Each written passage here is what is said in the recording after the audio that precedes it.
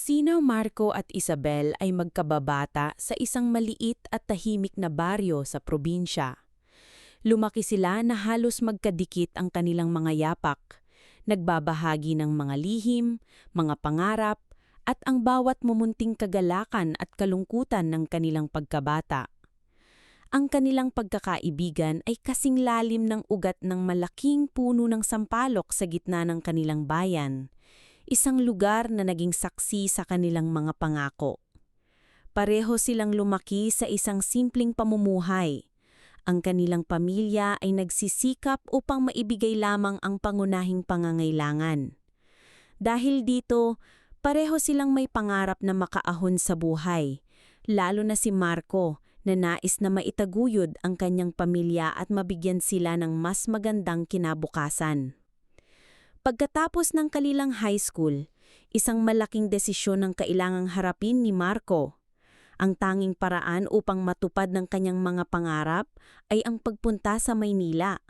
Doon, plano niyang mag-aral bilang isang working student kung saan kailangan niyang paghaluin ng sipag sa pag-aaral at pagtatrabaho upang masuportahan ang kanyang sarili at ang kanyang pag-aaral. Isabel, sabi ni Marco, ang kanyang mga mata ay puno ng determinasyon at pag-asa, ngunit may kaunting pangamba rin. Pupunta ako sa Maynila. Kailangan kong gawin ito para sa pamilya ko at para sa pangarap nating dalawa. Pero, pangako Isabel, hihintayin mo ko. Huwag kang bibitaw sa pangako natin. Kapag nakatapos ako at nagkaroon na ako ng maayos na buhay, babalikan kita. Magiging atin ng lahat. Ngumiti si Isabel. Isang ngiti na may halong kilig, pag-asa, ngunit mayroon ding bakas ng lungkot sa paghihiwalay. Ang kanilang puno ng sampalok ay tila naging saksi sa sandaling iyon. Hihintayin kita, Marco. Hindi ako bibitaw sa pangako natin. Mag-ingat ka doon. Tawagan mo ako kung kailan mo kaya. Nagsimula ang mahirap na paglalakbay ni Marco sa Maynila. Bawat araw ay isang pagsubok na nagpapatibay sa kanya. Ang pagpupuyat sa pag-aaral matapos ang mahahabang oras ng pagtatrabaho sa construction site, paglilinis ng mga gusali, at iba pang pisikal na gawain ang naging pang-araw-araw niyang hamon. Madalas niyang naihisip si Isabel, ang kanyang tapat na ngiti, ang kanyang pangako, at ang mga alaala nila sa ilalim ng puno ng sampalok ang nagbibigay sa kanya ng lakas upang magpatuloy, upang hindi sumuko sa gitna ng mga pagsubok. Sa kabila ng layo, pinipilit ni Marco na makipag-ugnayan kay Isabel. Sa bawat pagkakataong makakakuha siya ng kaunting oras, magtatawagan sila. Nagbabahagi sila ng mga balita tungkol sa kanilang mga buhay. Habang si Marco ay nagsisikap na makatapos ng kursong engineering, si Isabel naman ay nananatilo sa baryo, tumutulong sa kanyang pamilya at naghihintay sa kanyang pagbabalik. Nagsisimula na rin siyang tumulong sa mga maliliit na negosyo sa kanilang lugar. Naghahanap din ng paraan upang makatulong sa kanyang pamilya, habang patuloy na pinanghahawakan ang pangako ni Marco. Ngunit habang lumilipas ang mga taon, ang mga hamon sa buhay sa baryo ay naging mas matindi. Dumating ang mga panahon na kinailangan ni Isabel na gumawa ng mga mahihirap na desisyon para sa kanilang pamilya. Ang pangangailangan na makatulong sa kanilang araw-araw na gastusin ay naging mas malaki kaysa sa pangakong nakalaan pa sa hinaharap.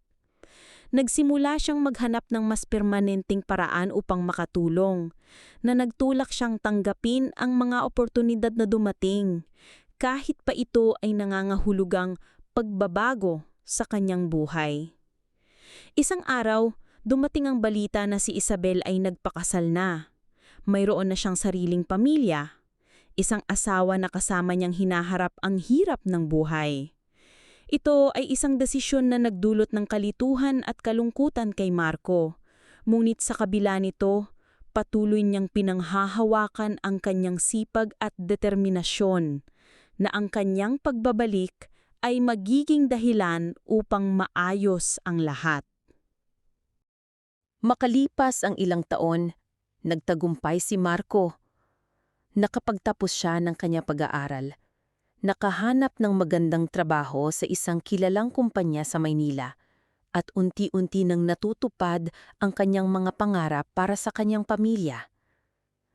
Sa wakas, dumating na ang panahon na maaari na siyang bumalik sa kanilang baryo, hindi na bilang isang naghihirap na estudyante, kundi bilang isang taong nagtagumpay.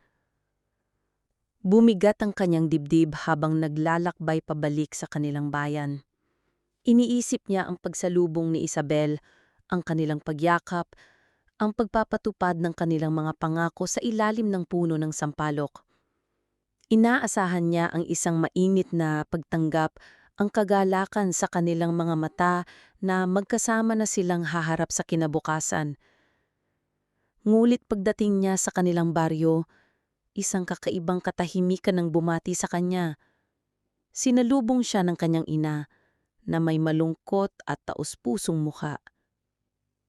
"Marco, anak," sabi ng kanyang ina, ang boses ay puno ng pighati.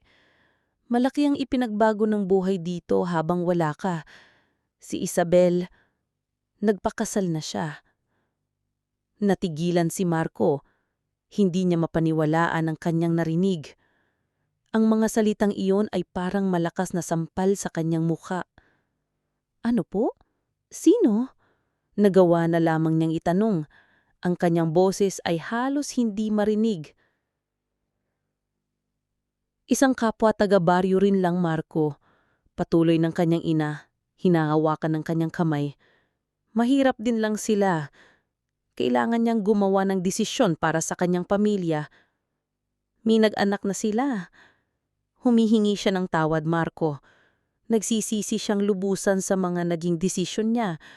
Pero ang masasabi ko lang, huli na ang lahat.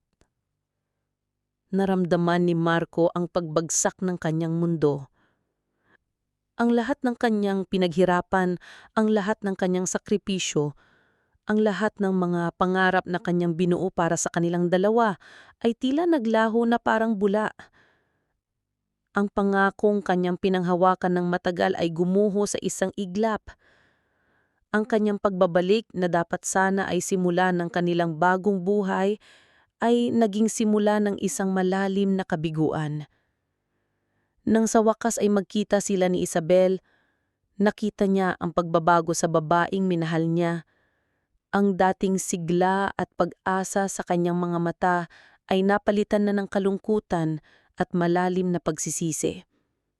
Nakita niya ang babaeng pinangakuan niya ng isang mas magandang buhay na ngayon ay may ibang pamilya, ibang kabiyak. "Marco," sabi ni Isabel, ang kanyang mga mata ay puno ng luha, ang kanyang tinig ay nanginginig. "Patawarin mo ko. Hindi ko alam kung ano ang gagawin ko noon. Ang sitwasyon kasi namin noon, napakahirap. Kailangan kong isipin ang kapakanan ng pamilya ko. Mahal kita, Marco, higit kanino man. Pero dumating siya sa buhay ko ng panahong kailangan ko ng kasama, ng masasandalan. Nagawa ko lang noon ay maghintay din ng kung anong biyaya ang dumating kahit na alam kong may pangako tayo." Hindi na niya natapos ang kanyang sasabihin. Ang mga salitang "huli na ang lahat" ay tila bumabagsak na parang mabibigat na bato sa kanilang dalawa. Ang kanilang pagkakaibigan, ang kanilang mga pangako, ang mga pangarap na kanilang binuo sa ilalim ng puno ng sampalok ay naglaho na. Iniwan lamang ang mapait na alaala ng isang pagmamahal na hindi natuloy, ng isang pag-asa na hindi natupad. Si Marco, na puno ng panghihinayang sa lahat ng kanyang pinagdaanan, sa lahat ng sakripisyo na tila nawalan ng saysay. Si Isabel, na puno ng pagsisisi sa kanyang mga naging desisyon, sa pagbibitiw ng pangako na alam niyang nagdulot ng malaking sakit sa lalaking pinakamamahal niya. Ang kanilang kwento ay isang malungkot na paalala na minsan ang landas na ating tinatahak kahit na puno ng kabutihan ng intensyon, ay maaaring humantang sa mga puntong hindi na maaaring balikan pa, at ang mga pangako ay maaaring maglaho sa paglipas ng panahon.